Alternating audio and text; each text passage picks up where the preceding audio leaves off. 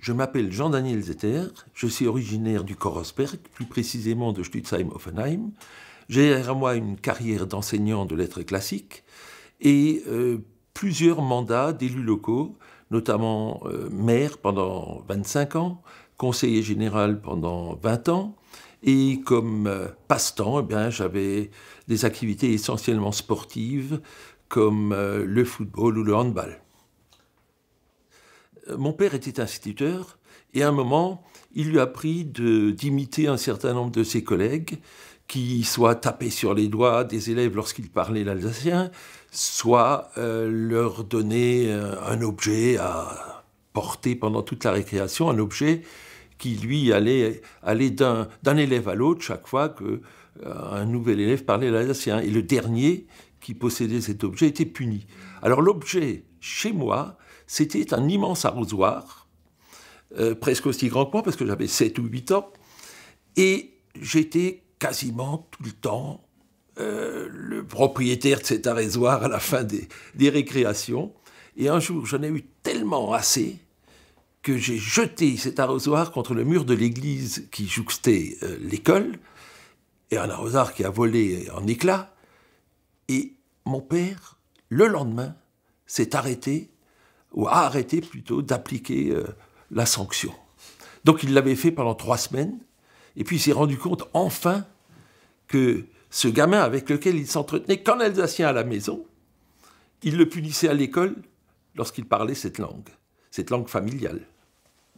Mais lorsque j'étais enseignant et que je suis arrivé au collège de Trüsselsheim, il y avait comment on appelle ça, le règlement intérieur, interdiction de parler alsacien, que j'ai réussi à faire enlever lorsque j'avais été élu au conseil d'administration. Il y a une expression que je ne supporte plus, c'est celle du repli identitaire. D'abord, qui est-ce qui se replie ? Les hérissons, par exemple. Quand ? Lorsqu'ils ont peur. Donc le repli identitaire, c'est en fait un moyen de se protéger contre quelque chose qui vous agresse. Deuxièmement, je veux dire, qui est le plus replié identitairement ? Le monolingue ou celui comme nous qui pratique 2 langues, qui s'ouvre sur 2 cultures ? Parce que je vais vous dire, moi je suis profondément européen. Et la culture alsacienne, pour moi, c'est tout simplement le fait de se sentir à l'aise, de se sentir bien, de Brest à Francfort-sur-Oder ou du Schleswig-Holstein jusqu'au Sud-Tyrol. C'est ça pour moi la culture alsacienne. Tout d'abord, grâce aux 2 langues. Mais il n'y a pas que la langue dans la culture.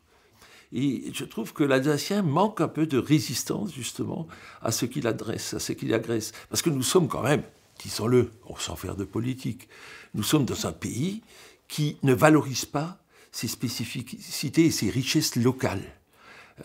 Je dirais même qu'on cherche à nous désintoxiquer un petit peu de notre culture. Pas seulement nous, la Bretagne, le Pays Basque, etc. Je veux dire, c'est un pays qui ne supporte pas, en fait, ce qui fait sa richesse. Et ça, c'est quelque chose de très pesant, je trouve. Alors, je vais vous donner aussi politiquement quelque chose qui m'a beaucoup frappé. On parle des régions avec mépris. Je parle des régions initiales. On en parle avec mépris parce que ce sont des régions de l'Ancien Régime. Ancien Régime, c'est-à-dire royauté, c'est-à-dire anti-révolutionnaire. Or, j'ai lu que l'Indre et le Cher, je crois, les 2 départements, souhaitaient ne former qu'un département, comme ça sera peut-être le cas pour le Bas-Rhin et le Haut-Rhin, et souhaitent l'appeler Berry. C'est-à-dire qu'on ressuscite en fait la notion régionale de Berry, parce que celle-là, elle parle aux gens, elle parle aux âmes. Moi, je suis très proche de Montesquieu, la théorie des climats, etc. Et je pense que c'est ça qui forge en fait une identité. C'est pas seulement la langue, c'est essentiellement la langue, mais pas seulement. Je pense qu'il n'y aura jamais d'identité du Grand Est. Pour quelle raison ? Parce que quand on passe à un territoire de plus en plus grand, qui en fait, au départ, c'est une vision jacobine, pour mieux contrôler, parce qu'il y a moins de gens à contrôler, plus le territoire est grand, parce qu'il y aura toujours un chef. Mais je veux dire, il n'y aura jamais d'identité du Grand Est, parce que déjà, le Grand Est est formé de régions qui avaient leur propre identité. Mais surtout parce que on rentre dans le schéma en fait de la mondialisation et de la mondialisation de la culture. Et donc, on passera forcément par Paris, et même au-delà de Paris. Parce que je crois que ce dont les Français ne se rendent pas compte, c'est que même leur culture est menacée aujourd'hui par toutes les concessions qu'on fait alors je ne vais pas dire à l'anglais, je parle l'anglais aussi, mais je veux dire à une langue qui est une langue plutôt, je veux dire, impératrice quelque part, vous voyez. Je veux dire, nous avons même sociologiquement, environnementalement, au niveau de notre quotidien, nous avons quand même conservé, entre guillemets, quelques traits germaniques.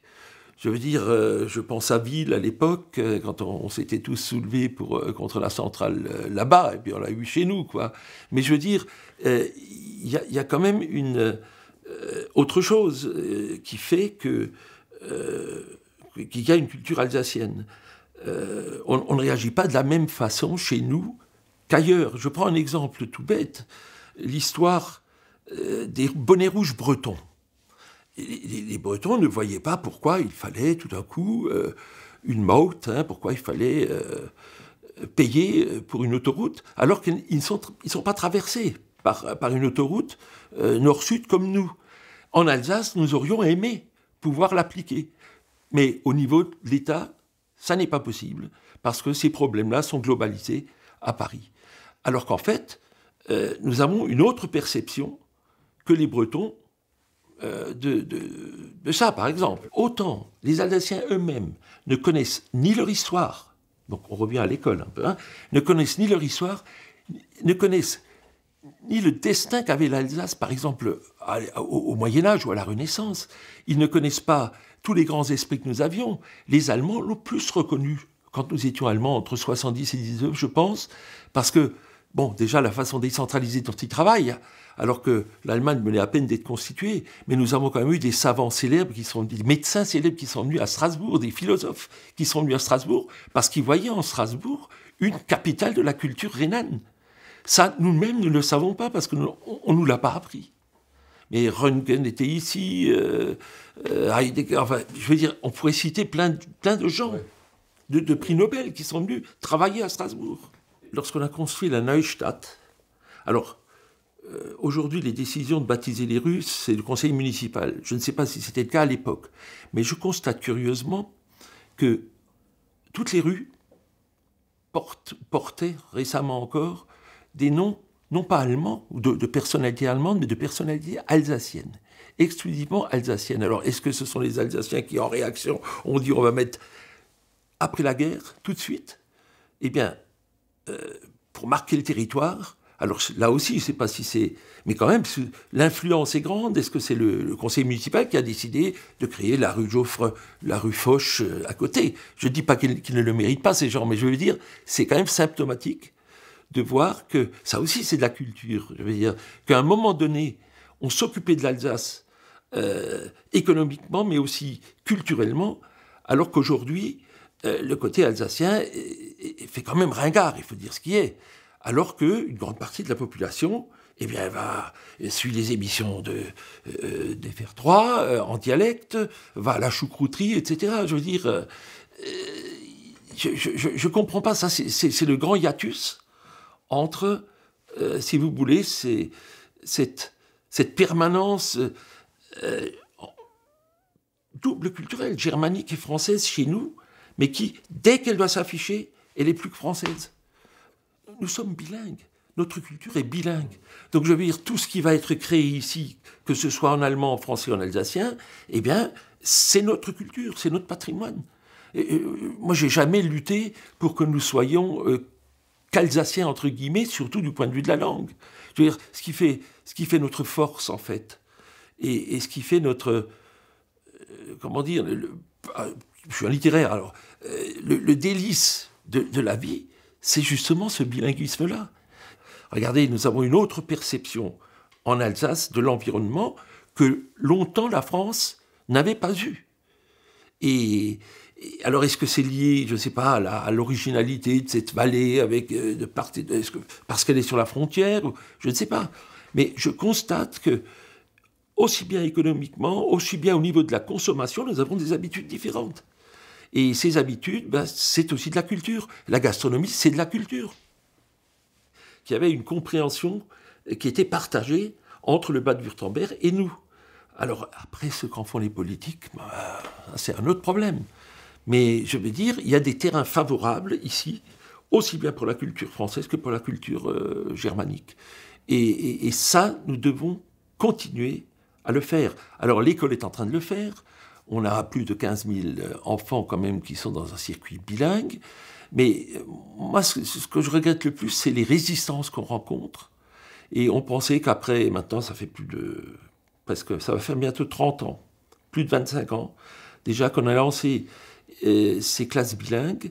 Et on a toujours l'impression que, quelque part, on nous en veut. Et en fait, on s'est dit, ça va s'éteindre, ce besoin va s'éteindre de lui-même. Et on n'a pas fait ce qu'il fallait faire, c'est-à-dire le recrutement et la formation de profs. Ou d'enseignants, tout simplement, que ce soit en primaire ou au-delà. Et ça, c'est pour moi un manquement terrible.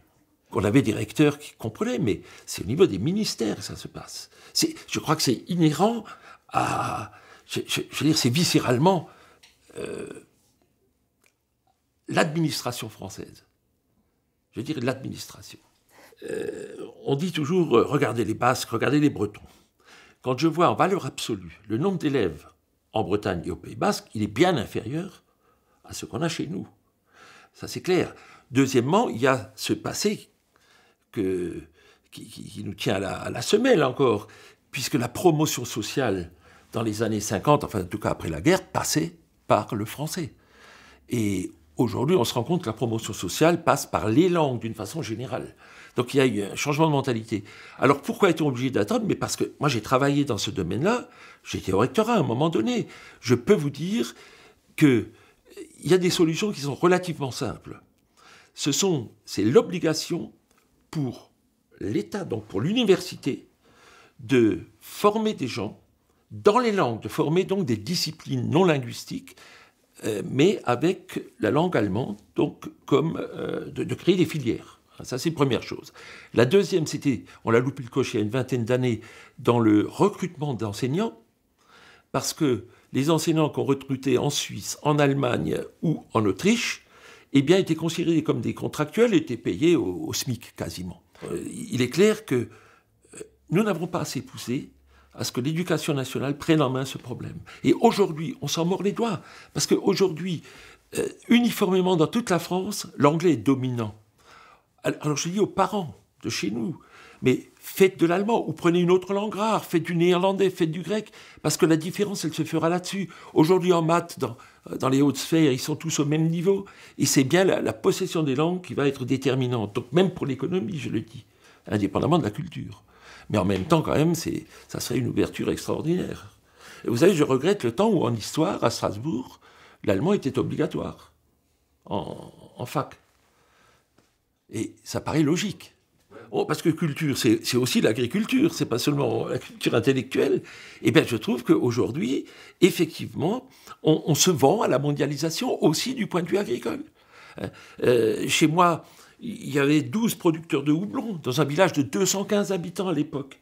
Maintenant, j'en ai plus qu'un seul. Vous me direz, il a la même surface que les 12 producteurs avant. Mais quand même, je veux dire, culturellement, un seul. C'est dommage, quoi, je veux dire. Parce qu'une houblonnière, c'est l'image de l'Alsace. Il suffit de regarder ce qui se passe à Wingersheim lorsqu'ils se promènent avec un tracteur dans les vignes. C'est une attraction touristique aujourd'hui. Or, une attraction touristique, c'est quelque chose de culturel. Il faut le ressentir comme ça. Aujourd'hui, vraiment, je défends le hamster, parce que c'est vrai que j'ai une conscience écologique aujourd'hui que je n'avais pas quand j'avais 8 ou 9 ans. C'est évident. On veut renforcer le lien France-Allemagne.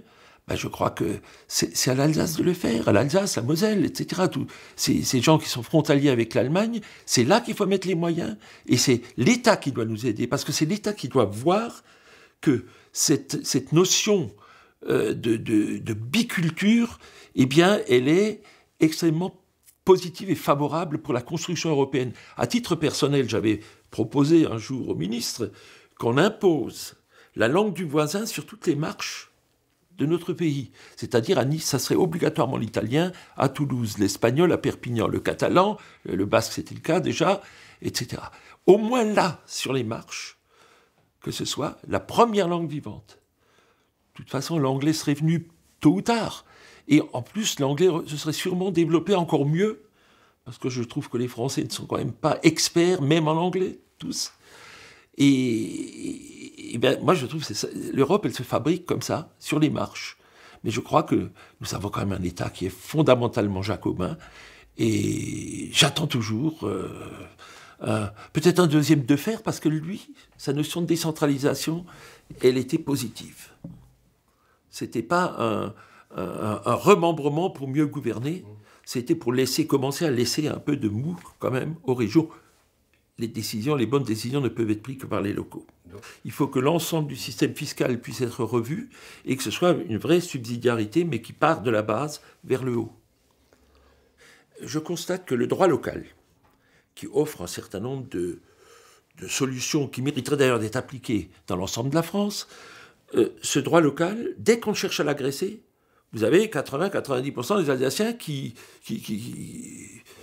se lèvent, hein, alors qu'ils ne connaissent pas forcément tout ce qu'il y a dedans. Mais c'est une identification à une spécificité. Donc c'est une forme de plébiscite, si on veut. Mais je veux dire, l'Alsacien, peut-être à cause de son bilinguisme, ou de ses doubles cultures, appelons-le plutôt double culture que linguisme, eh bien, que l'Alsacien, justement, est plus pondéré qu'ailleurs, et se dit, de toute façon,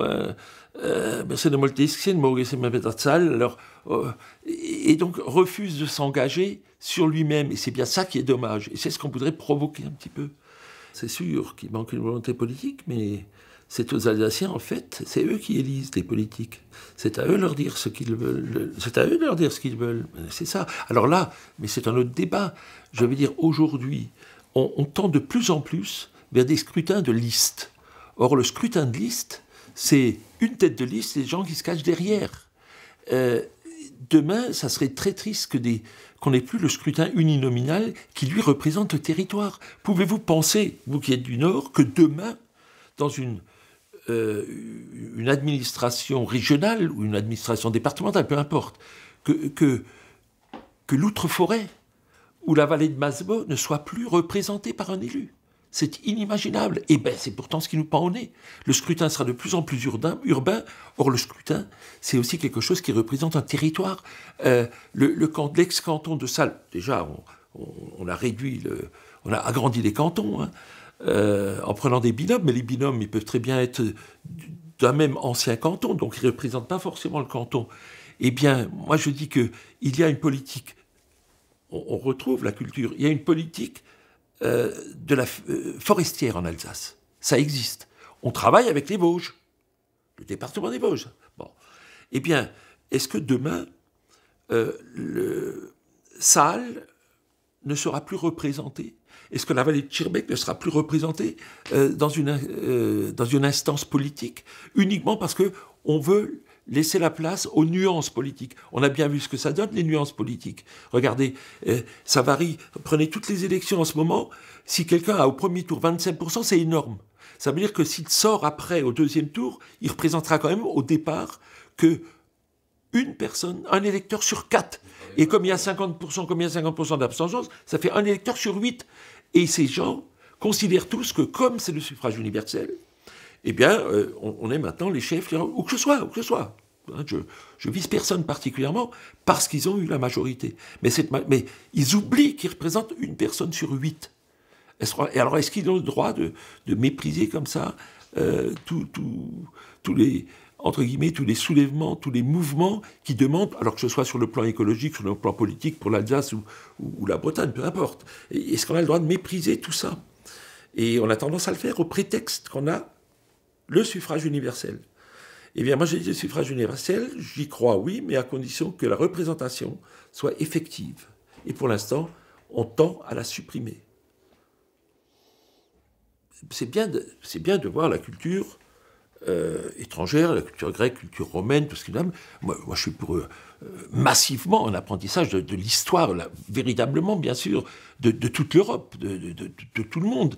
Mais je veux dire, on fait tout cela, sauf l'endroit où on habite. Il n'y a pas d'histoire de l'Alsace qui est étudiée en classe. On étudie l'Océanie, on étudie tout ce que vous voulez, mais pas l'Alsace. Je dis, c'est quasiment... C'est scandaleux. Est-ce que c'est pas justement... C'est pas pour désintoxiquer, je l'ai dit tout à l'heure, un petit peu la culture locale de l'être qu'on est en train de fabriquer à l'école. Moi, j'ai toujours cette impression-là. Que dès qu'on se focalise sur quelque chose qui vous concerne vraiment, parce que, je veux dire, est alsacien tous ceux qui aiment l'Alsace, tous ceux qui y vivent, qu'ils parlent alsacien ou pas, peu importe. Je crois que d'abord les Alsaciens ont peur du mot autonomie. Parce que, je veux dire, l'administration française a bien expliqué après la guerre que c'était les autonomistes qui étaient les pires collaborateurs des nazis, etc., alors qu'on sait très bien que l'autonomiste avait vécu avant. Donc déjà là, il y a un procès qu'on peut faire à l'administration française qui a en fait fait un mauvais procès des autonomistes. Donc le mot autonomiste aujourd'hui gêne. Je veux dire, même moi, il me gêne, l'autonomisme me gêne, mais pas le mot autonomie. Et on devrait retenir au mot autonomie son sens noble, parce que ce que revendiquent ces gens-là, mais ce que revendiquent aussi d'autres gens dans le Pays Basque, et puis certains adhérents de certains partis politiques, c'est qu'on ait une autonomie financière, donc une autonomie fiscale, une autonomie culturelle, une autonomie environnementale, c'est-à-dire que les décisions soient prises localement. Donc ce parti, à mon avis, s'il arrive à bien se détacher des propos humiliants qu'on lui a fait à l'autre parti entre les deux guerres, eh bien je pense qu'il a quand même un avenir. Il a un avenir, mais à condition que sa pensée soit véhiculée avec peut-être lexicalement un choix d'autres mots, d'une part, et à condition que on trouve des mouvements équivalents dans d'autres régions. Donc je crois que il faut que ce soit... il faut redonner ces lettres de noblesse au mot autonomie, alors que tout ce que nous souhaitons, en fait, c'est tout simplement une autonomie de gestion meilleure que celle qu'on connaît. C'est quand même extraordinaire que nous ne puissions pas, nous, décider, ce qu'on disait tout à l'heure, décider d'imposer une Maut à travers l'Alsace et qu'il faille en référer à Paris, au prétexte que il faut les mêmes règles pour tout le monde. Non, nous sommes tous égaux, mais nous sommes quand même différents. Voilà. Le mot autonomie, quand même, c'est un beau mot, parce que c'est un mot de responsabilité, c'est un mot d'efficacité. Et c'est pour ça que moi, je ne sais pas comment convaincre mes concitoyens français que ces mots, enfin, qu'il faille décentraliser davantage. Or, nous, ce à quoi on assiste, c'est à une recentralisation. Voilà. Vous comprenez, quand dans la rue, on ne parle plus l'alsacien, égocentreux. Quand vous rentrez dans un magasin, vous voyez bien souvent à notre accent alsacien, donc à l'accent alsacien de la vendeuse ou pas, qu'il doit encore savoir un peu l'alsacien, donc il serait de ça, oh, on a fait le ça. C'est pas toujours une bonne réponse, parce qu'on peut avoir l'accent alsacien tout en ne sachant pas l'alsacien. Mais surtout, moi qui fréquente le Racing depuis que j'ai l'âge de 4 ans, encore en 79, lorsqu'il était champion de France, aucun problème. Tout le monde comprenait. Allez au Racing aujourd'hui, essayez de voir quand vous entendez l'alsacien. Donc ça, c'est un signe. Quand dans des endroits de masse populaire comme ça, on ne parle plus cette langue. Quand j'étais entraîneur de foot aussi, joueur-entraîneur de foot, nous ne parlions que l'alsacien. Et c'était, pas trop longtemps, c'était jusque dans les années 85. Bon. Mais le théâtre, regardez le théâtre alsacien, qui est un théâtre très vivant, plus de 200 troupes. Eh bien, au niveau des spectacles, vous avez des problèmes, parce que vous ne trouvez plus de jeunes. Très difficile aujourd'hui de trouver des jeunes qui parlent correctement l'alsacien. Et là, on retrouve ce repli des Alsaciens. J'ai demandé, quand on pratiquait le théâtre, j'ai demandé aux gens qui venaient à la fin des pièces, je leur demandais pourquoi vous venez nous voir au théâtre. La réponse est triple. Un, parce qu'on aime bien rire. Bon, nous, on fait des pièces essentiellement drôles. J'aimerais bien changer un peu, mais bon, le public le demande, on joue qu'une fois par an. Alors. Deuxièmement, on trouve que les troupes alsaciennes ont fait beaucoup de progrès en mise en scène, en décor, etc., etc. Donc, ça, c'est l'aspect culturel un peu plus haut de gamme. Et troisièmement, du hör mal wenigstens noch unsere Sprache reden. Ça, c'est la troisième réponse que me font ces gens. Alors, quand on fait ça, quand on dit ça, on a quand même le sentiment que quelque chose est foutu. Ouais. En 1975, à Trüsselsheim, au collège, quasiment tous les enfants écoutaient la radio allemande. Tous les garçons intéressés au foot connaissaient les joueurs de football allemands parce qu'ils regardaient la Sportschau à 18h le samedi. Aujourd'hui, c'est fini. C'est fini. Donc on a vu se dégrader les choses. J'ai fait des études quand j'étais au rectorat, à Soultz-sous-Forêt. Messieurs, dont vous êtes. Et bien, à la maternelle en 2000, c'était quand, 2005, 2006, par là, je crois. En maternelle, il n'y avait plus un seul gamin qui parlait à Soultz. Alors qu'on dit, oui, il y a des réservoirs. Oui, bien sûr, il y avait des réservoirs de langue alsacienne, mais tout ça s'étiole avec le temps. Et donc aujourd'hui, c'est vrai que vous trouvez encore beaucoup de gens de 30 ans qui parlent l'alsacien dans le nord de l'Alsace. Mais moi, c'est 5 ans que je regarde. Les 3 et les 5 ans. Et cela. Donc il n'y a plus de transmission.